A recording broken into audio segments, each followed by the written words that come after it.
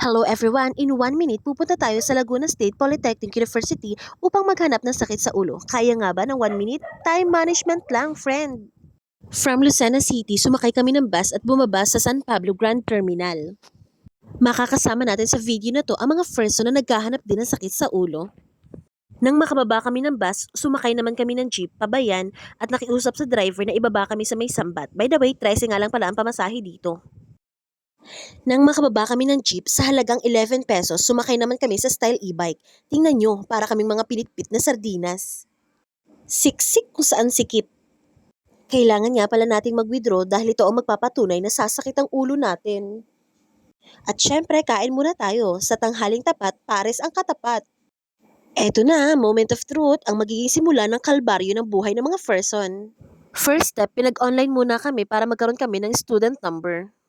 At sa part na ito, namanghana nga ang mga person dahil nakita na nila ang mga subject. Woohoo! First sem pa lang, bugbuga na! Kapag nga naisulat yun na yung subject, pipila na kayo dito sa loob. Meron nga pala ditong first, second, and third sheet.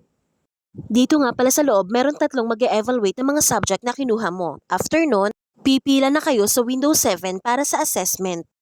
Then, meron kayong babayaran sa window 8 na 10 pesos para naman sa study guide. Then, proceed na kayo sa window 12 to 14 para naman sa pag-encode ng mga subject na kinuha ninyo.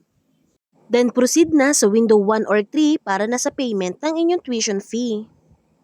After mo makabayad, proceed naman kayo sa window 15 para sa inyong certificate of registration. After ma-release ang certificate of registration, pumunta naman kami sa releasing ng ID. Pinag-register nga pala kami sa QR code para tuloy-tuloy ang proseso. At ito na, pinapacheck na nga sa amin kung tama ba yung mga information na naka-encode sa data nila. Para nga sa mga gustong mag-avail ng kanilang ID lace, pwede kayong maka-avail nito sa halagang 330 pesos. At eto na, matapang na nga natin masasabi sa konduktor ng bus na isa na tayong ganap na estudyante.